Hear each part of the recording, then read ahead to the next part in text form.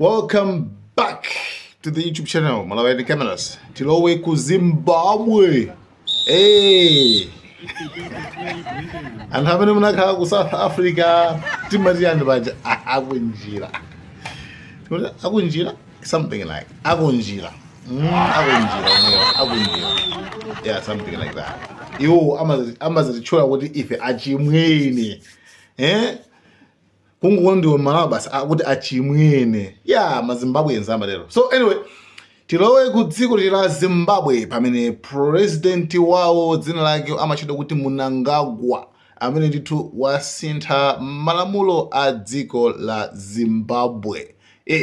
So wasintha zinthu zingapo. Choyambirira palibe kuvotera president. Yes, inuyo mmene zinalili muja palibe zoti tizikavota kuima panzere kuvotera president amene tikumufuna. Zimenezo ndithu zatha. Yes, akuti inuyo mulikotha kukwanitsa kuwangovotera MP. MP kuti lawanoko mukamvotera amene ma MPO ndi amene angakavotere president ku parliament. Ku parliament kucha atakala basi nkuyamba kuvotera kuti kodi apapa tivotere president wake kuti ma MP amene komano anthu ayi. Okay, zimenezo zatha. Ku Zimbabwe lamulo limenelo lasayinidwa pakali pano. Yeah, that's it. President ndithu pa potengera mphamvu zake number 3 anaona zoti no, I think ndisinthe. China chimene sintha ku dziko la Zimbabwe nchonena kuti kumeneku kulibe zomati 5 years. No, aonjezera zakazo ayika pa 7 years. Moti zisankho anthu amayembekezera kuti avote mu 2028. Panopa akansula zimenezo ndithu avota 2030. Komanso 2030 yonso sikuti sakavote ndi anthu azangovotera ma MP ku parliamentiko ndi amene tsopano angakhale kudya mutu nkuyamba kuvotera tsopano president amene inuyo kapena iwo I don't know kuti iwo amene akumufuna kapena ndiwo kumufuna. Muli maseba. So iyo ndi system imene yasinthidwa ku dziko la Zimbabwe. Kodi nanga inuyo mukuti bwanji pankhani zinthu zimenezi ndithu tikatengera osapota chipani chimenechi chipani cha Mnangagwa chimenechi Zanu FP iwo akunena kuti pali zinthu zitatu. Choyambirira akuti zibweretsa ndithu kukhazikika. Okay, long terms political stability. Bakhazikika ndithu, like I don't know because I know it's yan. Ndale zikhazikika. I don't know. Kwa bakhala kukhazikika stability.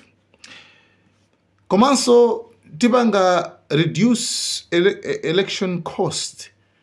Kuti nangasi kuvota kuja kumatenga ndalama. Ndependa pandoti kuvota kwake sikuzenga ndalama zambiri ayi. Okay?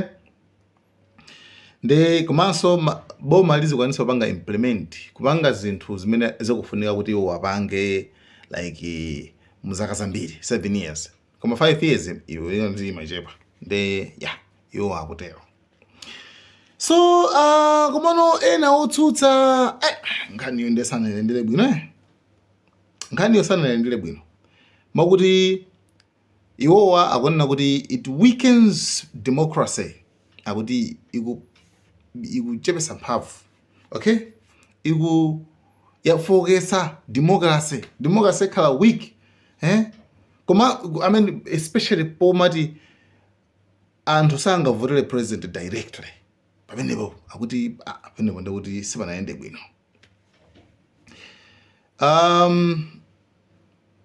Akuti president iso azikhala nthawi itali popanda so vote amene sikugwira amene.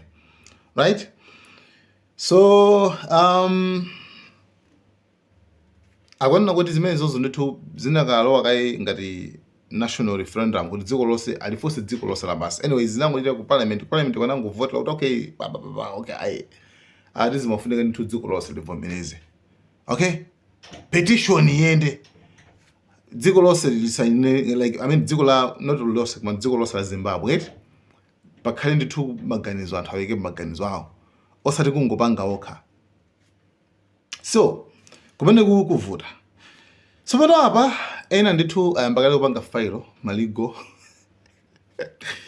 ambakale failo ena ayamba kale okay akutsutsana nazo kale ndi ayamba kale yamba kufaita. So tiona kuti kutsogolo kuno chingachitika njani, koma a president asayinira okay, ndi kaya kuphwanyana aziphwanyana kumeneko kaya njani I don't know, koma president asayinira kuti zinthuzo zayamba sobano kugaya ntchito zisankho akhasula okay, basi penepo zatha democracy. Okay, mukuona bwanji, is it okay? I don't know. Mine fosi na ku Zimbabwe ndizitha kuvuta kuti muonepo bwino komano ini mukuona bwanji zitakhazite ku Malawi ya magerezo manu sobano mukuona bwanji, and tikupatsirani ngati kungachitika so zina ndi zina ku Zimbabwe achimwene ingawakutama kwereko. Guys, thank you so much. Malawi Camera.